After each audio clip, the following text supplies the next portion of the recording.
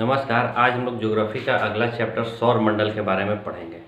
सौर मंडल एक बड़ा चैप्टर है। इसमें सारे ग्रहों के बारे में पढ़ना है, क्षुद्र ग्रहों के बारे में पढ़ना, उपग्रहों के बारे में पढ़ना है। तो इसको धीरे धीरे करके हम लोग आगे टॉपिक को समझते हुए आगे बढ़ेंगे।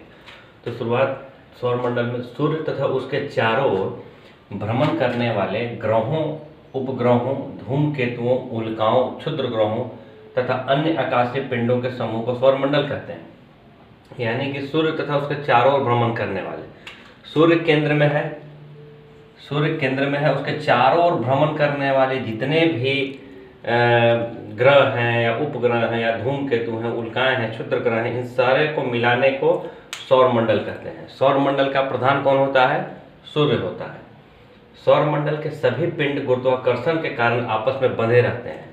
तो सभी का परिक्रमा पथ एक निश्चित होता है। और ये क्यों निश्चित होता है? क्योंकि इनमें गुरुत्वाकर्षण होता है। ये गुरुत्वाकर्षण के कारण एक दूसरे से बंधे रहते हैं। बंधे रहने का कहने का मतलब क्या है कि सबका एक परिक्रमा पथ है कि ये इतना ही दूरी में चक्कर लगाएगा या इसके परितः घूमेगा। तो जो जिसके परितः घूमेगा वो इसलिए घूमता है क्योंकि उसके अंदर वो गुरुत्वाकर्षण है और एक गुरुत्वाकर्षण का एक दूसरे से समान दूरी पर बंधे रहते हैं। सौर मंडल की ऊर्जा का सभी स्रोत सूर्य है। यानी कि सौर मंडल में जितने भी चीजें हैं उनका एकमात्र स्रोत क्या है? सूर्य, जिससे उनको ऊर्जा प्राप्त होती है। सौर मंडल के पिंड के बारे में थोड़ा सा जान जाते हैं। अंतर्राष्ट्रीय खगोल शास्त्रीय संगठन IAU के 2006 के प्राक सम्मेलन में ग्रहों को परिभाषित किया गया। सूर्य के परितः घूमता हो, यानी कि सूर्य के परितः यानी कि सूर्य के चारों ओर वो चक्कर लगाता हो। ये सन है और इसके चारों ओर जो, तो सूर्य के परितः घूमता हो यानी कि सूर्य के चारों वो चक्कर लगाता हो। गुरुत्वाकर्षण बल हो ताकि गोल स्वरूप धारण कर सके। एक गुरुत्वाकर्षण हो ताकि वो गोला रूप में दिखाई पड़े। ऐसा नहीं कि कोई लंबा हो या सर्पिलाकार हो, इस तरीके का ना हो, गोल स्वरूप धारण कर सके, उनको ग्रह कहेंगे। उसके आसपास अन्य खगोलीय पिंडों की भीड़ न हो। तो और मतलब और भी कुछ उसके आसपास भीड़ ना हो। जैसे पहले 2006 से पहले ग्रहों की संख्या 9 थी। तो यम को यानी कि प्लूटो को ग्रह की श्रेणी से बाहर कर दिया गया। ये इसलिए बाहर कर दिया गया कि सूर्य के वो परितः तो घूमता जरूर था लेकिन उसका अपना परिक्रमा पथ नहीं था, वो दूसरे के परिक्रमा पथ में चला जाता था। यानी कि वरुण के परिक्रमा पथ को वो काटता था, इसलिए यम को ग्रह की श्रेणी से बाहर रखा गया। तो परंपरागत ग्रह कहते हैं जैसे बुध है, शुक्र है, पृथ्वी है, मंगल है, बृहस्पति है, शनि है, अरुण है, वरुण है। ये इतने जो है सो परंपरागत ग्रह है। सौर मंडल में भी इनका क्रम जो है यही है। यानी कि बुध के बाद शुक्र आता है, शुक्र के बाद पृथ्वी आता है। अब आपको एक चीज याद रखना होगा कि पृथ्वी को या शुक्र को पृथ्वी की भगनी ग्रह कहा जाता है या जुड़वा ग्रह भी कहते हैं। तो जब भगनी ग्रह या जुड़वा ग्रह कहेंगे तो वो साथ में ही आएगा। सबसे आपको एक चीज याद रखना होगा कि सबसे नजदीक बुध है और सबसे दूर वरुण है। तो अगर ये दोनों याद हो जाता है तो ये दोनों भी याद हो जाएगा। और बृहस्पति और शनि आपस में आते हैं। जनरली अरुण वरुण दो भाइयों का नाम होता है। आप जब भी कभी देखिएगा, हमेशा तो नहीं लेकिन कभी कभी देखिएगा कि दो भाई हैं तो उनका नाम अरुण है, दूसरे का नाम वरुण है। तो अरुण वरुण जब भी आएंगे साथ में आएंगे। और शुक्र और पृथ्वी साथ में आएगा और बुध सबसे पहला ग्रह है। तो आपको याद बस मंगल, बृहस्पति और शनि को ही करना है कि ये कहाँ पे है। अगर इस तरीके से अगर आप याद कर जाते हैं तो आपको दिक्कत नहीं होनी चाहिए। ये परंपरागत ग्रह है और सौरमंडल में भी इनका क्रम यही है। बौने ग्रह, बौने मतलब छोटे ग्रह। प्लूटो यानी कि प्लूटो जो पहले ग्रह था उसको बौना ग्रह कह दिया गया। तो प्लूटो हो गया, यम हो गया, चेरॉन हो गया, सेरस हो गया, 2003 UB 313 हो गया, हामिया हो गया और माकी हो गया। ये इतने जो हैं यानी कि 5-6 जो है बौने ग्रह की श्रेणी में रखा जाता है। यानी कि ग्रह न मान के उनको छोटा ग्रह यानी बौना ग्रह कहा जाता है। लघु सौरमंडलीय पिंड, लघु मतलब होता है छोटा, छोटा सौरमंडलीय पिंड, धूमकेतु, उपग्रह, इन सारे के बारे में। उपग्रह जो है बेसिकली उपग्रह जो है सो उपग्रह जो है ग्रह के ही टूटे हुए भाग को उपग्रह कहा जाता है जो उनसे अलग हुआ। जैसे पृथ्वी का एकमात्र प्राकृतिक उपग्रह है चंद्रमा, और बहुत सारे जो सैटेलाइट छोड़े जाते हैं इनको भी उपग्रह कहा जाता है, लेकिन ये कृत्रिम उपग्रह कहलाते हैं। ये भी पृथ्वी के चक्कर लगाते रहते हैं। तो इनके बारे में हम आगे पढ़ेंगे जैसे धूम उपग्रह किसको कहते हैं, धूमकेतु कौन है, उल्का कौन है, क्षुद्र ग्रह कौन है, इसमें क्या अंतर होता है, इसके बारे में आगे के वीडियो में हम उसको डिटेल पढ़ेंगे। ग्रहों की संख्या अब 8 है, यानी कि ग्रहों की संख्या कब से 8 हो गई, तो 2006 से 8 हो गई। 2006 के पहले इनकी संख्या कितनी थी, 9 थी। तो अब ये आपको याद रखना होगा कि कब से हुआ, 6 से हुआ। ग्रहों को 2 भागों में विभाजित किया गया है, पार्थिव या आंतरिक ग्रह।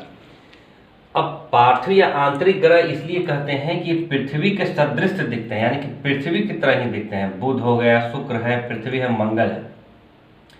अब आप अगर ये याद हो जाता है कि पृथ्वी और शुक्र तो साथ में ही रहेंगे और पहले वाला ग्रह बुध है, तो एक आपको केवल याद रखना होगा मंगल।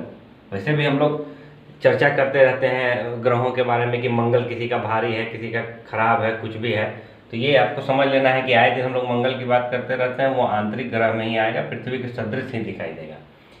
लेकिन एक चीज़ को समझना होगा कि एग्जाम में आपको पार्थिव ग्रह तो पूछता है कभी कभी, लेकिन ज़्यादातर पूछता है इंग्लिश टेरेस्ट्रियल प्लैनेट पूछेगा, वहाँ पर हिंदी नहीं देता है, क्योंकि अगर हिंदी देगा तो आप आसानी से पकड़ लीजिएगा।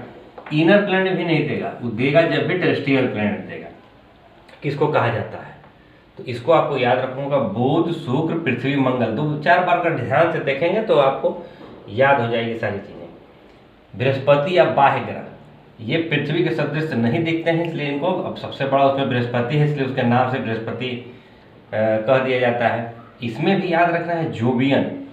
जोबियन बहुत इंपॉर्टेंट है, आउटर भी नहीं पूछेगा एग्जाम में, और बृहस्पति भी कभी नहीं पूछता। जब पूछेगा जोबियन पूछेगा कि जोबियन प्लैनेट कौन है, तो बृहस्पति, शनि, अरुण, वरुण, यानी कि अगर आप इनको याद कर लेते हैं तो जो बच गया वो सारे जो है सब बाह्य ग्रह हैं। आपको केवल आंतरिक ग्रह के बारे में याद करना है, उसके बाद सब बाह्य ग्रह है। मंगल, बुध, बृहस्पति, शुक्र और शनि को नंगी आंखों से देखा जा सकता है, यानी कि 1, 2, 3, 4, 5, इन 5 ग्रहों को आप नंगी आंखों से देख सकते हैं। ग्रहों की संख्या हम आपको क्या बताए, 8। 5 को आप नंगी आंखों से देख सकते हैं। 1 पर आप रहते हैं, जिस पे पृथ्वी पर रहते हैं, हो गई 6, तो बच गया 2 ही ना। तो आप 2 को याद रखिए कि जिसको हम नंगी आंखों से नहीं देख सकते, यानी कि अरुण वरुण को हम नंगी आंखों से नहीं देख सकते। तो जब अरुण वरुण को हम नंगी आंखों से नहीं देख सकते, तो जो बच जाएंगे वो सारे को हम नंगी आंखों से देख सकते हैं। तो आपको ये नहीं याद रखना है कि किसको नहीं देख सकते हैं, किसको हम नंगी आंखों से देख सकते हैं। आपको ये याद रखना है किसको हम नहीं देख सकते हैं। बस नहीं देखने वाले 2 ही हैं, जो कि सबसे दूर हैं। वैसे भी दूर वाली चीज़ नहीं नजर आती है, तो आप इसको याद रखिए कि जो दूर है उसको हम नहीं देख सकते। तो मंगल, बुध, बृहस्पति, शुक्र और शनि, 5 ग्रह ये हो गए। 1 पे आप रहते हैं, पृथ्वी 6ठा हो गया। 7 और 8 2 बच गए, उनको आप केवल याद कर दीजिए। अरुण वरुण के, अरुण वरुण बहुत दूर है, इसलिए हम उसको नहीं देख सकते। घनत्व के अनुसार बढ़ते क्रम में, यानी कि सबसे हल्का ग्रह कौन है, शनि, और सबसे भारी कौन है, शुक्र। शुक्र के वायुमंडल में 98% कार्बन डाइऑक्साइड पाया जाता है, आगे इसकी चर्चा किया जाएगा। तो शनि जो है सो सबसे हल्का ग्रह, यानी कि इसको पानी में डाल दिया जाए तो ये तैरने लगेगा, छहला जाएगा। सिंपल भाषा में कहिए तो छहला जाएगा। तो घनत्व के अनुसार शनि सबसे हल्का है और शुक्र सबसे भारी है। न्यूनतम द्रव्यमान किसका है, तो न्यूनतम द्रव्यमान है बुध का, जो सबसे छोटा है उसका द्रव्यमान भी सबसे कम है बुध का। और अधिकतम द्रव्यमान किसका है, बृहस्पति का। सबसे बृहस्पति ग्रह, सबसे बड़ा ग्रह है बृहस्पति, तो सबसे अधिक द्रव्यमान हो गया। परिक्रमण काल, परिक्रमण काल है सबसे कम बुध का, 88 दिन में परिक्रमा कर जाता है। अब वरुण का सबसे अधिक समय लगता है, 164.8 वर्ष लगते हैं। 164.8 वर्ष लगते हैं इसको परिक्रमा करने में। जाहिर सी बात है कि ये सूर्य है और ये बुध है, और जो सबसे ज़्यादा दूर रहेगा उसको सबसे ज़्यादा परिक्रमा करने में समय लगेगा, इसलिए सबसे ज़्यादा समय लगता है आपको इसको वरुण को, और सबसे कम समय लगता है बुध को। बुध 88 दिन में चक्कर लगा लेता है। परिभ्रमण काल सबसे कम है बृहस्पति का 9.9 घंटा में, और सबसे अधिक है शुक्र का 243 दिन में वो पूरा करता है। आपको पिछले वीडियो में बताया गया था कि परिभ्रमण काल को समझ लेना। परिभ्रमण जो अपने अक्ष पर घूमते रहता है, अपने अक्ष पर जो घूम रहा है। परिक्रमण जो किसी की परिक्रमा कर रहा है, परिक्रमण यानी किसी की परिक्रमा जो करे उसको परिक्रमण कहते हैं। और परिभ्रमण अपने अक्ष पर जो घूमते रहता है उसको हम परिभ्रमण कहते हैं। तो बृहस्पति एक ऐसा ग्रह है जो सबसे ज़्यादा मतलब सबसे कम समय में सबसे जल्दी घूम जाता है अपनी जगह पे, यानी कि 9.9 घंटे में। कहेंगे आपको एग्जाम में 10 घंटा दिया जाता है, तो आपसे कहा जाएगा कि सबसे छोटा दिन किस ग्रह का होता है, तो सबसे छोटा दिन रात मिला लिया जाए तो बृहस्पति का होता है। जैसे हमारे पृथ्वी पर 24 घंटे का दिन और रात होता है, तो बृहस्पति पे आप चले जाइएगा तो आपको 9 घंटे में ही 9.9 घंटे में ही पूरा दिन और रात हो जाएगा, यानी कि एक दिन पूरा बीत जाएगा। तो सबसे कम होता है बृहस्पति का और सबसे ज़्यादा होता है शुक्र का, यानी कि एक दिन उसको 243 दिन में वो पूरा करता है। शुक्र और अरुण का परिभ्रमण काल पूरब से पश्चिम यानी कि क्लॉकवाइज है।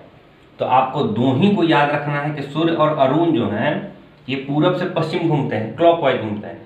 बाकी सारे ग्रह एंटी क्लॉकवाइज घूमते हैं, यानी कि वो उल्टा घूमते हैं। अगर सिंपल भाषा में कहिए, घड़ी इस तरीके से चलता है तो बाकी ग्रह इस तरीके से चलते हैं, यानी कि शुक्र और अरुण जो है सो क्लॉकवाइज घूमते हैं, या ये सिंपल भाषा में कहिए तो सीधी दिशा में ही घूमते हैं। ठीक है, शुक्र और अरुण को पूरब से पश्चिम घूमते हैं, क्लॉकवाइज घूमते हैं। आज का चैप्टर में इतना ही रखा जाएगा, आगे के चैप्टर में इसको और डिटेल पढ़ा जाएगा। मुझे लगता है कि इतना आपको समझ में आया होगा, और नहीं समझ में आया होगा तो फिर आप कमेंट करिएगा, आगे फिर बताया जाएगा। धन्यवाद।